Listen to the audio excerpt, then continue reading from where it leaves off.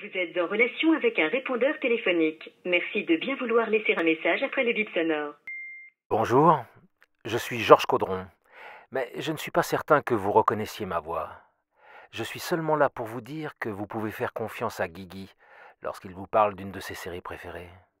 Mais attention aux spoilers.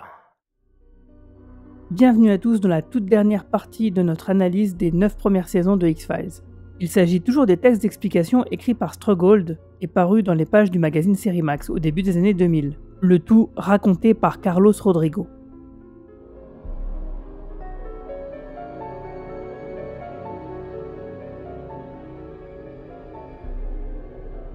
Cette nouvelle ère débute sur un constat terrifiant. Les Gris avaient prévu un plan alternatif au cas où la collaboration échouerait. Mais bien plus qu'un plan alternatif, il s'agissait en réalité du plan originel de colonisation. Un plan qui, aujourd'hui, a retrouvé toute sa légitimité, comme en témoignent les événements de Bellefleur. Mais à quoi correspondent au juste ces événements ?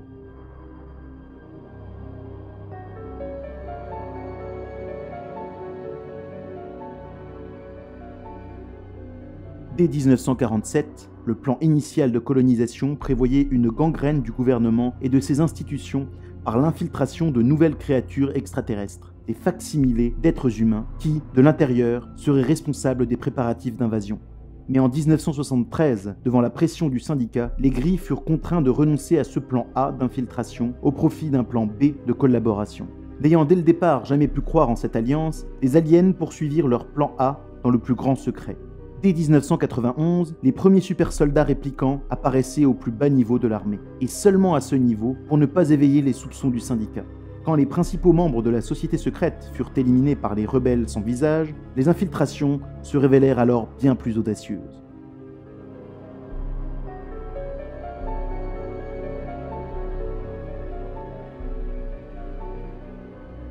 Le vice-directeur du FBI, Kersh, ne pouvait classer sans suite la disparition de l'agent Mulder.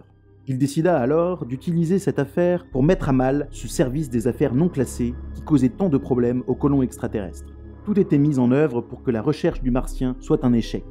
Scully et Skinner seraient renvoyés si leur rapport sur la disparition de leur partenaire faisait état d'enlèvement extraterrestre. Comble de l'ironie, la commission d'enquête chargée de retrouver Mulder était dirigée par l'agent spécial John Doggett, un homme aussi procédurier que sceptique.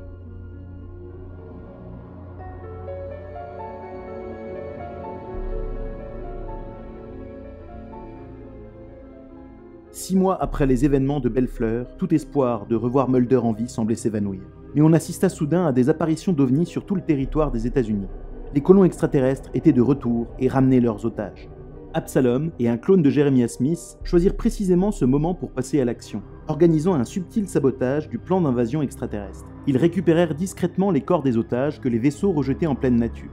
Puis Jeremiah Smith intervenait pour guérir leurs blessures grâce à ses pouvoirs messianiques. Son action allait même bien plus loin puisqu'en réalité le guérisseur sauvait ses otages d'une mutation irréversible en super soldats réplicants. Il arracha ainsi près de 50 individus au rang des colons extraterrestres.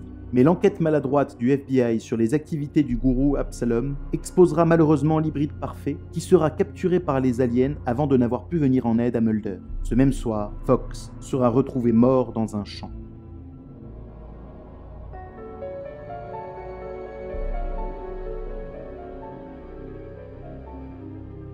Mulder n'avait semble-t-il pas survécu aux terribles opérations subies à bord du vaisseau. Dans la plus stricte intimité, Fox fut enterré à Raleigh, en Caroline du Nord. 3 mois s'étaient écoulés quand le corps tumescent de Billy Miles fut repêché par un chalutier en plein océan.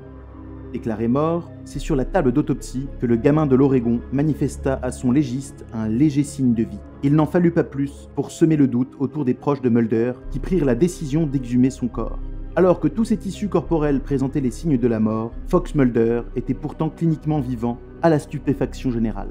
Cette aberration scientifique résultait de l'action du virus de l'huile noire qui tentait de faire muer le corps de son hôte en super soldat répliquant.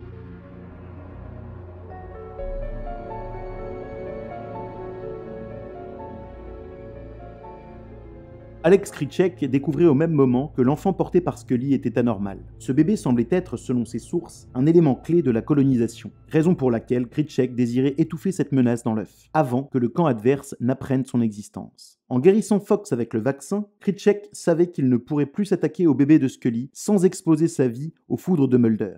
Le résistant russe brisa alors la fiole contenant le vaccin. Mulder ne fut sauvé finalement que par un concours de circonstances. Après la mue de Billy Miles, Scully comprit que le matériel médical auquel il était relié avait permis de rendre sa virulence à un virus déjà très affaibli par ses efforts pour transformer son hôte en super soldat répliquant. En supprimant cette assistance médicale et en administrant un traitement antiviral, elle put ainsi débarrasser Mulder du virus qui menaçait sa conscience d'être humain.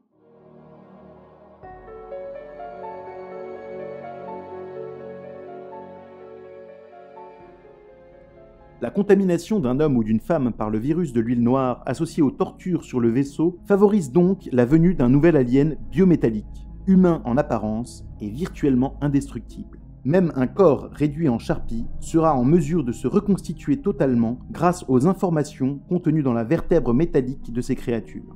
Ces nouveaux aliens infiltrent nos sociétés d'autant plus facilement qu'ils sont les copies conformes des hôtes d'origine. Seule une petite excroissance à la base du crâne peut trahir leur véritable nature.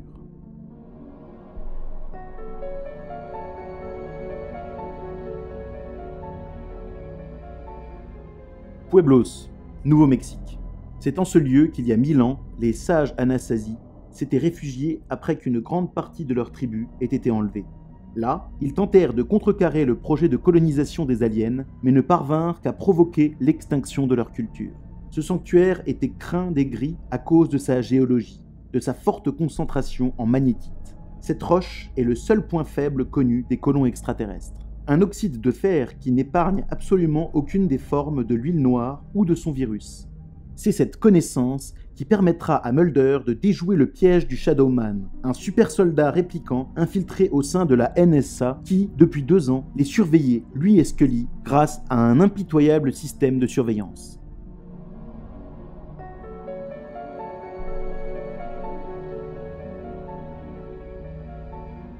Les colons extraterrestres œuvraient depuis plusieurs années sur les moyens de faire naître en masse et de manière naturelle des super soldats dits organiques. La firme PrandGen Pharmaceuticals était une annexe du syndicat qui menait à l'origine des recherches sur le programme des hybrides. Mais gangrénée par 2 chasseurs de primes extraterrestres, elle fut détournée de sa mission première et amenée à travailler sur un projet parallèle. Ainsi, Ernest Calderon tentait de produire pour les colons extraterrestres et à l'insu du syndicat les tout premiers super soldats organiques. En décembre 1997, Dana Scully découvrait qu'elle était la mère biologique d'Emily Sim, une petite fille de 3 ans issue du projet PrandGen.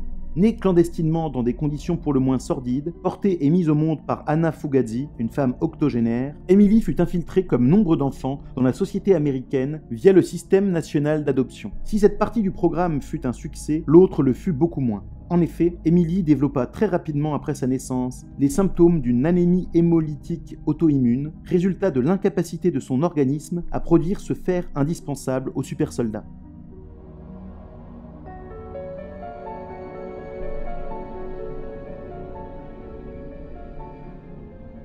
Ce centre de recherche privé était quant à lui spécialisé dans la lutte contre la stérilité et les malformations du fœtus. Une bien jolie façade pour un groupe aux activités si noires. La société travaillait en secret depuis plus d'une décennie sur le clonage humain. Si l'attaque des rebelles sans visage a privé de ses chefs la base du syndicat, celle-ci est pourtant demeurée très active. C'est à ce moment que Just Genetics fut infiltré par les super soldats réplicants qui firent évoluer ses recherches vers la création d'humains sans faiblesse. La création de super soldats organiques. Lizzie, ainsi que les docteurs Lev et Parenti, pensaient d'ailleurs, à tort, travailler sur un projet juste et bon. De son côté, Duffy Haskell, le président d'une antenne MUFON, poussait les femmes stériles de son association à faire appel au service de Zeus Genetics pour combler leur désir de maternité. Cet ex-agent de la CIA fournissait ainsi des cobayes aux docteurs Lev et Parenti pour leurs expériences. Les savants fous faisaient porter à ces femmes des bébés hybrides à physionomie extraterrestre. Ces créatures non viables ne permettaient que d'obtenir des cellules souches pour le programme des super soldats organiques. Des expériences qui étaient protégées par Noel Rohrer en personne. En apprenant que Scully allait mettre au monde de manière naturelle l'enfant qu'ils n'ont jamais pu créer en laboratoire, les scientifiques de Zeus Genetics décidèrent de la faire surveiller afin d'étudier son bébé. D'abord par le docteur Parenti via son centre de gynécologie, puis par Lizzie lorsque ce dernier fut démasqué.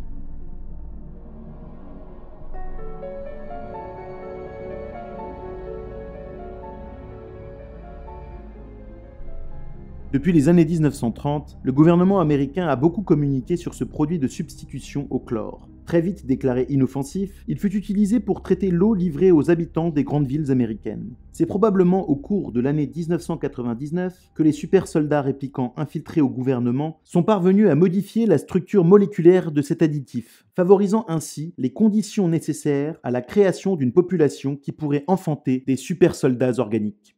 La contamination par le virus de l'huile noire se fait par ingestion d'eau. Cependant, le pathogène est programmé pour n'entrer en action que chez certains sujets clairement identifiés, des femmes qui furent autrefois les cobayes du syndicat et qui sont identifiées par l'implant sous-cutané qu'elles portent encore à la base du crâne. Le virus déclenche ensuite, si nécessaire, des fertilisations et des grossesses avant d'infecter finalement les fœtus qui seront portés par ces mères.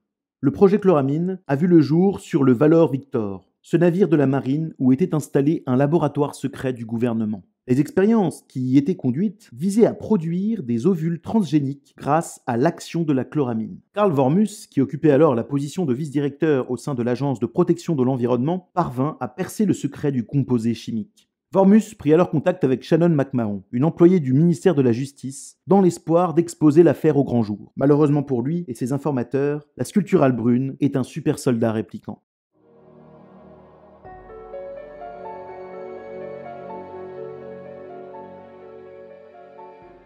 Comment une femme stérile a-t-elle pu enfanter ? Dana Scully s'est vue dépossédée de tous ses ovules lors de son enlèvement en 1994. Ce n'est que bien plus tard que Mulder lui avouera les avoir retrouvés dans un institut du syndicat.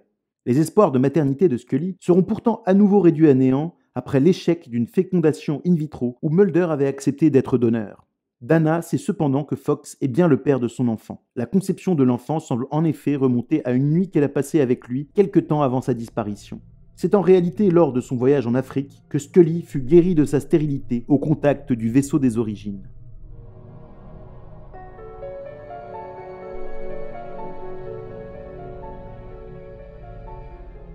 Durant son engagement dans le golfe Persique, ce vétéran a été sauvé de la mort par 4 super soldats réplicants. Cette expérience l'a marqué pour la vie et a fait de lui un fanatique religieux des plus dangereux. Les extraterrestres sont les dieux qui étaient là avant tous les autres dieux. Et fort de cette vérité, il entend les servir du mieux possible grâce à la secte ufologique qu'il a formée. Joséphos a même retrouvé un second vaisseau des origines, symbolisant la fin de notre civilisation.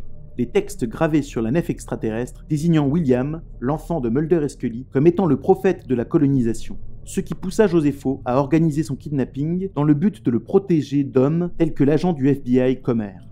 William est le guide qu'attendaient les colons extraterrestres, celui dont la venue était annoncée par une prophétie extraterrestre. Les super soldats réplicants ont de ce fait assisté religieusement à la naissance de leur prophète, un enfant à la fois craint et vénéré par les aliens. William, malgré son statut, n'est pas unique. Il existe en effet d'autres enfants tels que Joy qui disposent des mêmes facultés télékinésiques que lui. Sous l'action du virus, les enfants issus du projet Chloramine se constituent dans un premier temps un corps biométallique, puis développent dans un second temps une conscience extraterrestre. Le destin de William est pourtant étrangement lié à celui de son père. Si ce dernier meurt, l'enfant sera en 2012 le leader de la colonisation. Dans le cas contraire, il marchera sur les traces de son père et sera alors une réelle menace pour les colons extraterrestres. Raison pour laquelle, depuis la naissance de William, tant d'efforts ont été déployés pour éliminer Mulder.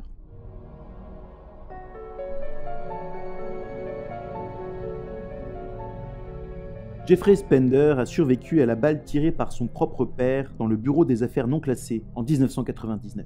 Ce dernier l'humilia alors un peu plus en le soumettant à des expériences désespérées d'hybridation par thérapie génique, des tests qui le défigurèrent atrocement.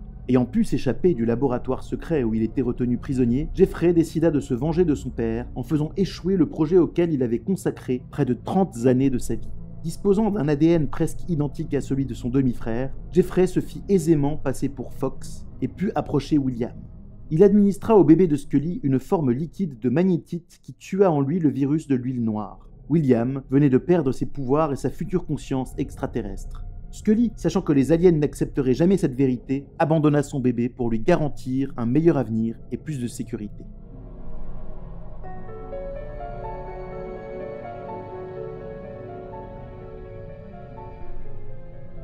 Contraint de disparaître à cause de la menace de mort que faisaient peser sur lui les super soldats réplicants, Mulder trouva refuge auprès de Gibson Praise dans le désert du Nouveau-Mexique. Un étrange courrier envoyé par le mystérieux gardien de la vérité le poussera à se rendre au complexe militaire de Mount Weather en Virginie afin d'y découvrir l'ultime vérité. Dans ce lieu où les nouveaux collaborateurs se réfugieront le jour de la colonisation, Mulder accédera à un ordinateur qui lui révélera la date de la colonisation. Surpris dans sa mission d'espionnage par Noel Rohrer, Mulder sera arrêté et jugé pour le meurtre de ce dernier. Pour sauver sa vie d'une condamnation à mort, les amis de Fox plaideront sa cause devant un tribunal militaire sous influence extraterrestre.